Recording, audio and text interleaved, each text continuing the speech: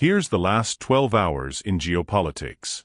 In Iran, the IRGC broadcast live footage of speedboats surrounding a British destroyer in the Strait of Hormuz and issued a 48-hour ultimatum to the U.S.-led coalition to withdraw or face direct consequences, pushing global oil prices to $109.40 per barrel.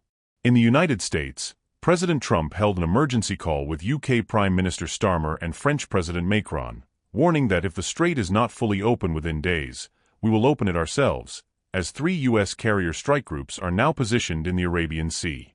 In China, Xi Jinping publicly backed Iran's right to secure its territorial waters, while instructing state oil firms to accelerate purchases from Russia and Saudi Arabia, shielding China from a Hormuz disruption that is now severely affecting Indian and European supplies. In Russia, Moscow confirmed the downing of 87 Ukrainian drones overnight, but admitted major fires at 2 Krasnodar oil terminals, as Putin prepared to fly to Beijing for an emergency strategic meeting with Xi this week. In United Kingdom, Royal Navy Type 45 destroyers successfully escorted the first group of 3 Indian-flagged tankers out of the Gulf under the new Hormuz Protection Initiative, with PM Starmer calling it a joint UK-India operation for shared energy security.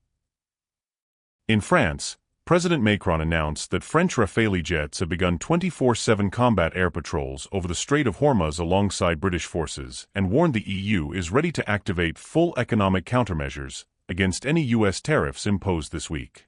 In Germany, Berlin diverted 2 frigates from the Baltic to join the Gulf Task Force and activated emergency LNG contracts with Qatar and the U.S., as German industry warned of possible factory shutdowns if Hormuz remains closed beyond 10 days.